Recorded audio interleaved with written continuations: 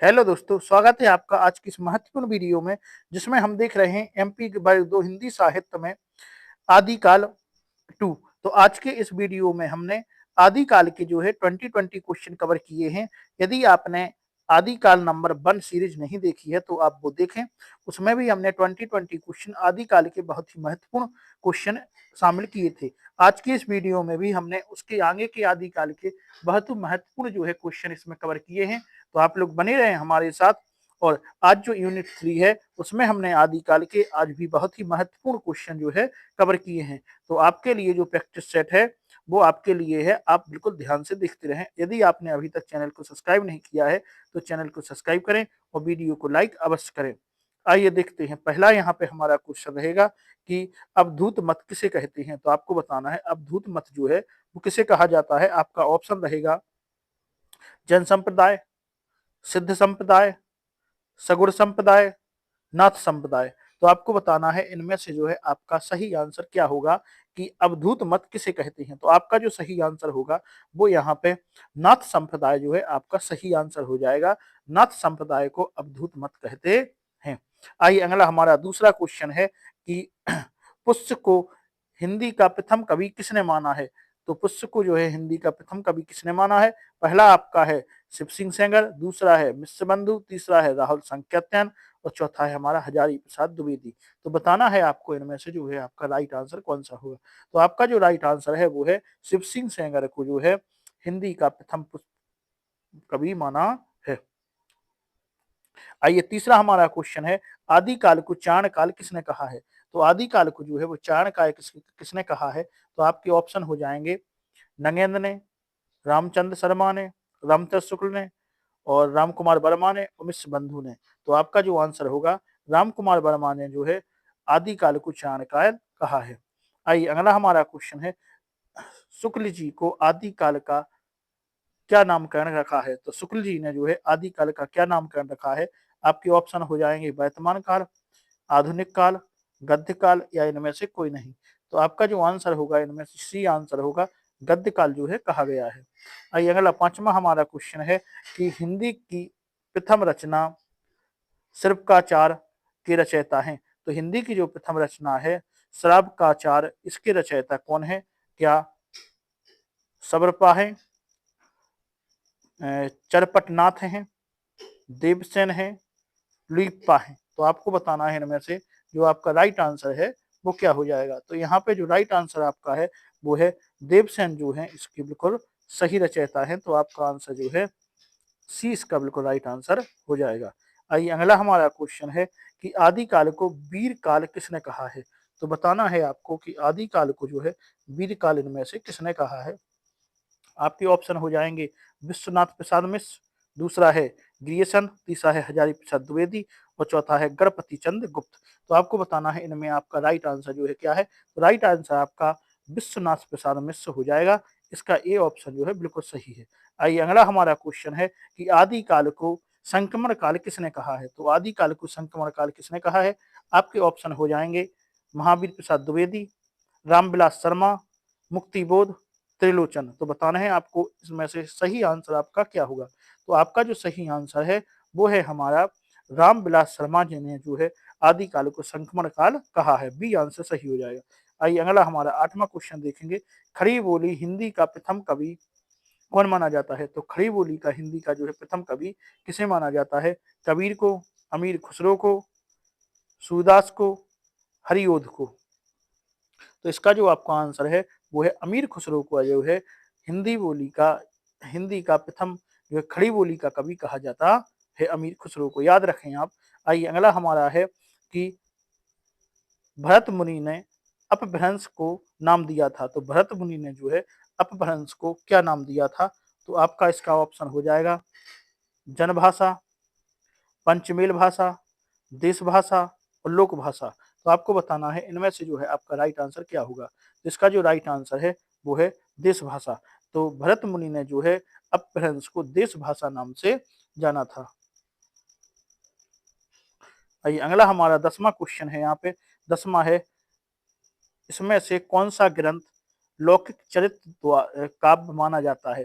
तो लौकिक चरित्र काव्य जो है माना जाता है, कौन सा ग्रंथ है? तो पहला आपका आंसर है पाहुड़ दोहा, युगसार, परमात्म प्रकाश और भविष्यत कहा। तो इनमें से जो है आपका सही आंसर होगा भविष्यत कहा जो है लोकचरित्र काव्य माना जाता है। तो आंसर आपका डी सही हो जाएगा। आइए अगला हमारा है 11वां है चंदन वाला रास की रचयिता कौन है? तो चंदन वाला रास की रचयिता कौन है? ऑप्शन है आपके आसगु, चिंदत्त सूरी, जिनधर्म सूरी, विजय सेन सूरी। तो आपको इनमें से जो है राइट आंसर आपको बताना है। तो इसका जो राइट आंसर आपका हो जाएगा वो है आसगु। आसगु जो है इसका बिल्कुल राइट आंसर यहाँ पे हो जाएगा। आइए अगला हमारा है 12वां क्वेश्चन है पृथ्वीराज रासो में कितने सर्ग हैं? तो पृथ्वीराज रासो में आपको सर्ग बताने हैं, कितने सर्ग हैं? तो 55 है, 58 है, 69 है या 70 है? तो आपका जो आंसर होगा वो आंसर आपका 69 जो है बिल्कुल सही आंसर हो जाएगा। अब आप बताएं पृथ्वीराज रासो किसके द्वारा लिखी है? तो चंद बरदाई के द्वारा लिखी गई रचना है।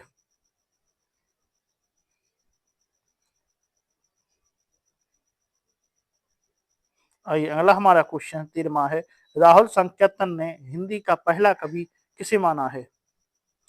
चंद्रबरदाई को, लुइप्पा को, सरहप्पा को, सबरप्पा को। तो आपको बताना है इसका जो राइट आंसर है क्या होगा।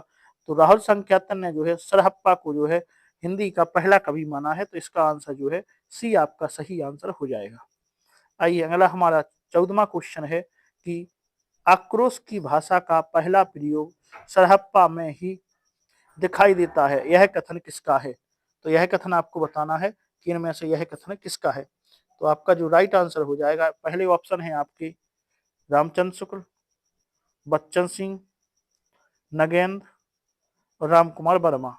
तो आपका इसका राइट आंसर बताना है। तो इसका जो राइट आंसर होगा आपका राइट आंसर बी आपका राइट आंसर हो जाएगा। बच्चन सिंह ने जो है आक्रोश की भाषा का पहला प्रयोग सरहप्पा में ही दिखाई देता है कथन कहा था। तो बी इसका जो है बिल्कुल राइट आंसर यहाँ पे हो जाएगा। आइए 15वां क्वेश्चन हम देखते हैं बिना देरी के। यदि आपने अभी तक चैनल को सब्सक्राइब नहीं किया है तो चैनल को सब्सक्राइब करें और वीडियो को लाइक करें। हम आपके लिए इसी प्रकार से जो है 2020 सीरीज के माध्यम से आपकी जो है पूरी हिंदी साहित्य कवर करवाएंगे और जितनी भी आपकी यूनिट है सभी यूनिट की 2020 क्वेश्चन लाएंगे जो आपके एग्जाम में आने की संभावना है, वही क्वेश्चन इसमें जो है कवर किए गए हैं। तो आप लोग बने रहें और 2020 सीरीज को देखते रहें। 15वां क्वेश्चन है निम्नलिखित में कौन सी रचना जो है शिलांकित है? तो आपके ऑप्शन है बसंत विलास, रावल बेल, बन रत्नाकर, उक्ति व्यक्ति प्रकरण। तो आपका इसका राइट आंसर बताना है। तो इसका जो राइट आंसर है वो आपका बी आंसर बिल्कुल राइट है। रावल बेल जो है वो है शिलांकित जो है रचना है। आइए अगला हमारा क्वेश्चन है 16वां क्वेश्चन है पृथ्वीराज रासो में प्रमुख रस कौन से हैं? तो पृथ्वीराज रासो में प्रमुख रस कौन सा है आपको बताना है। श्रृंगार और भयानक, वीर और श्रृंगार, वीर और अद्भुत और शांत और वात्सल। तो आपको बताना है इनमें से जो है आपका राइट आंसर क्या हो जाएगा। तो इनमें से जो है आपका राइट आंसर होगा बी आपका राइट आंसर होगा। वीर और श्रृंगार जो है पृथ्वीराज रासो का जो है प्रमुख रस माने जाते हैं। वीर और श्रृंगार बी इसका बिल्कुल राइट आंसर हो जाएगा। आइए अगला हमारा 17वां क्वेश्चन है कि राम कुमार वर्मा हिंदी का प्रथम कवि किसे मानते हैं? तो अब आपको बताना है कि राम कुमार वर्मा जो है हिंदी का प्रथम कवि किसे मानते हैं। आपके ऑप्शन है सरहप्पा को, पुष्पदंत को, स्वयंभू को या चंद्रबरदाई को। तो आपका आंसर में से जो है वो सी बिल्कुल आंसर राइट हो जाएगा। स्वयंभू को जो है राम कुमार वर्मा हिंदी का प्रथम कवि मानते हैं। तो राम कुमार वर्मा के द्वारा जो प्रथम कवि माना जाता है स्वयंभू को माना जाता है, इसलिए 17वां का जो आपका सी आंसर है बिल्कुल राइट हो जाएगा। आइए 18वां हमारा है शुद्धों की वाणियों को हिंदी काव्य धारा के नाम से किसने संज्ञित किया था? तो आपके ऑप्शन है महामहोपाध्याय, हरप्रसाद शास्त्री, दूसरा है आपका प्रबोध चंद्र बागाची, तीसरा है रहमतुल्लाह और चौथा है आपका राहुल संकेतन। तो आपका इसका जो आंसर राइट होगा वो आंसर राइट है आपका डी। राहुल संकेतन जो है इन्होंने सिद्धों की वाणियों को हिंदी काव्य धारा के नाम से जो है संग्रहित किया था। तो इसका डी आंसर बिल्कुल राइट हो जाएगा। आइए 19वां हमारा क्वेश्चन है, रचना और रचनाकार की दृष्टि से कौन सा विकल्प सुमेलित नहीं है। तो बताना है कौन सा विकल्प जो है सुमेलित नहीं है। नेमिनाथ चरेऊ जी किसकी है, हरिभद्र सूरी की है क्या, नहीं है, इनमें से कौन सी जो है सम्मिलित नहीं है। बताना है आपको, पाहुड़ दोहा राम सिंह, प्रबंध चिंतामणि विनय चंद्र सूरी, अगला डी आपका जो ऑप्शन है भविष्य कहा यह है धनपाल। तो इनमें से जो है आपका राइट आंसर जो है सी राइट आंसर हो जाएगा। प्रबंध चिंतामणि जो है विनाया चंद सूरी की नहीं है, और बाकी जो है आपके तीन बिल्कुल राइट आंसर हो जाएंगे। आइए अगला है हमारा लास्ट क्वेश्चन यहाँ पे है 2020 का, कि आदि काल के किस कवि ने खड़ी बोली में रचना की है। तो अमीर खुसरो, विद्यापति, नरपति नाल और चंद्रबरदाई। तो आपका इसका आंसर जो है राइट आंसर क्या हो जाएगा, राइट आंसर जो है ए, इसका राइट आंसर होगा अमीर खुसरो। तो इस प्रकार से हमने यहाँ पे जो आप देख रहे हैं बहुत ही महत्वपूर्ण जो है 2020 क्वेश्चन कंप्लीट कर रही हैं। अब आगे हम आपकी सीरीज में आदिकाल थर्ड पार्ट में जो है इसी प्रकार से बहुत ही महत्वपूर्ण आप देख रहे हैं, आपके जो क्वेश्चन का स्तर है वो क्वेश्चनों का जो स्तर है वो हम सरल से कठिनाई स्तर तक आपको ले जा रहे हैं। तो अब आगे आपको जो है बहुत ही महत्वपूर्ण और आदिकाल के जो है बहुत ही अच्छे क्वेश्चन आपको मिलने वाले हैं। तो आप लोग तीसरी वीडियो है जरूर देखें, क्योंकि उसमें आपको इससे भी अच्छी बहुत सी अच्छी क्वेश्चन मिलने वाले हैं। तो यहाँ पे जो हम 2020 सीरीज चला रहे हैं उसमें आपका जो है लगभग पूरा चैप्टर जो है कवर किया जाएगा। तो आप लोग बने रहें और ज्यादा से ज्यादा इसको शेयर करें।